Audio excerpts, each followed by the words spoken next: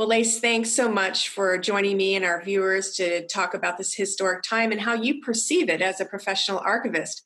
So, we all have different hats we wear, personal hats and professional hats among them.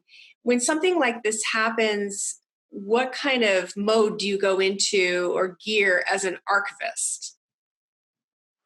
That's a really great question. As an archivist, when you know you're heading into a historic time or you're living in the midst of a historic time, it really it heightens the sense of we need to collect and we need to save and preserve what we are going through.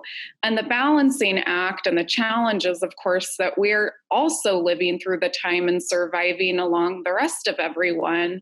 And so it's trying to strike the right balance of figuring out how best and how responsible are we in terms of collecting, and to me, it's you don't want to add a burden to an already stressful and emergency situation.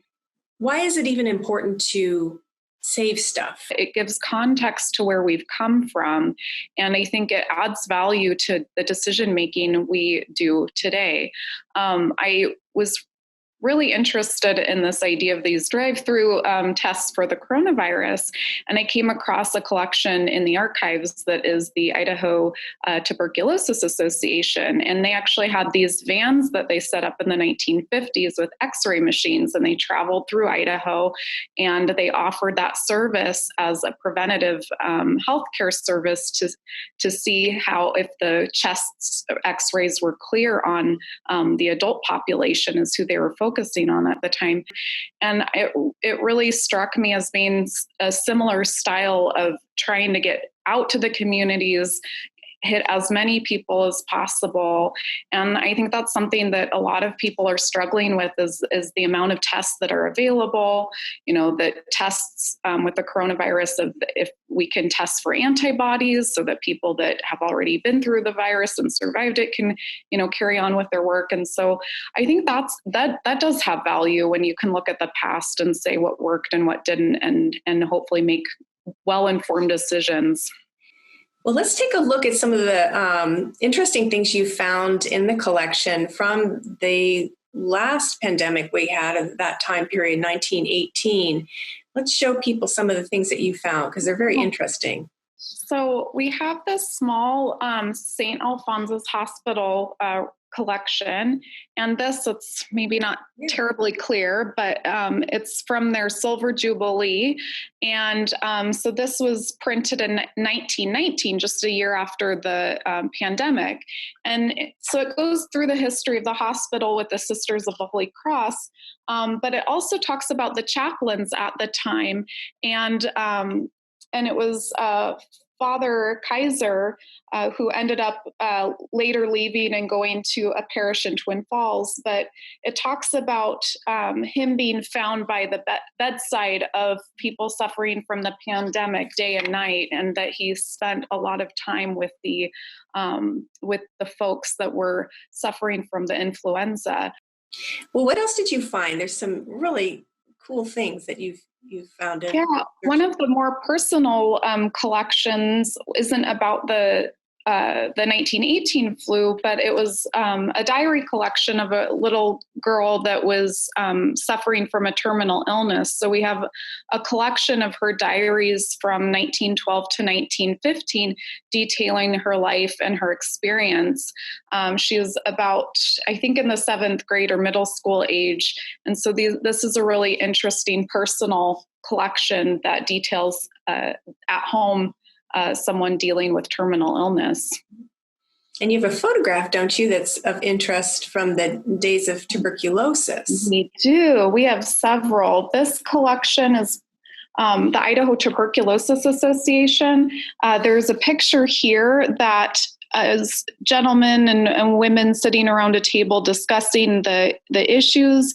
And in the back behind it has a list of the cases, known cases in, I think it's 1951, and then the death number. And so it really harkens to what's going on right now with our reporting on the number of cases and deaths. That's amazing. It is. I also have a cassette of an oral history that was done, and the memories of a woman who survived the influenza in 1918, and it goes into the typhoid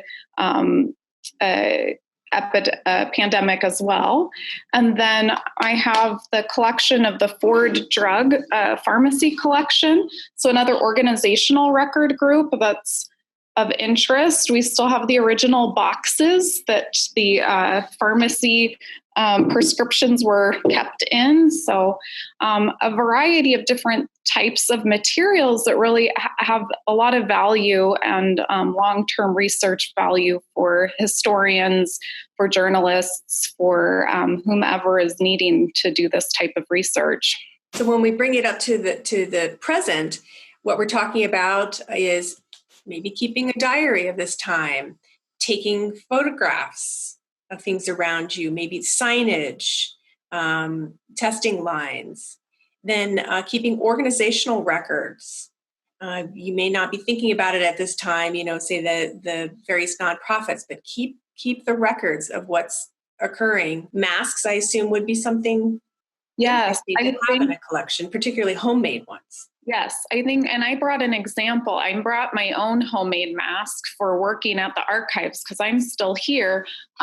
We have folks in the building, and this is something that I did myself. I'm not a sewer, but I suffered along with my homemade mask, and those would be of value to keep within a family's collection of a piece of this history that you created, so that it's part of our survival and our help to the community to stay healthy. And so I think those are great ways to remember this time period by saving those materials.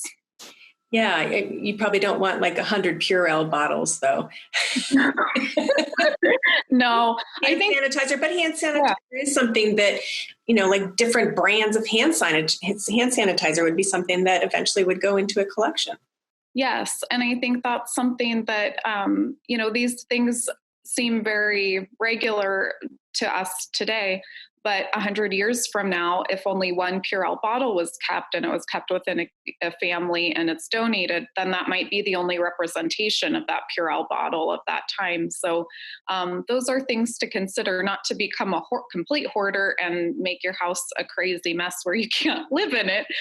Don't go crazy with it. But if there's a reason to keep it, if it's some significance to you, I think those are the things that if it's just kept because you wanted to keep it, that might not be as compelling as if that Purell bottle was the only one you could get a hold of and you held on to it and you have a story behind it that is compelling.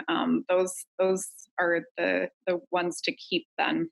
Well, as we wrap up, I think you have your own family story about the 1918 flu, don't you? Yes. Your grandpa was alive during that time and is obviously still alive at 100 and some years old, right? Yes, he's 103 and he's in lockdown in Seattle at his assisted living facility. So Seattle got hit pretty hard. So he's been bookended with his life of surviving the flu in 1918. He got it as a baby and survived it. They thought he was going to be lost, and he ended up having a very healthy life. He's 103 now, and he's just living through this new time period in isolation at the moment. So it's kind of crazy. Has your family done an oral history with him?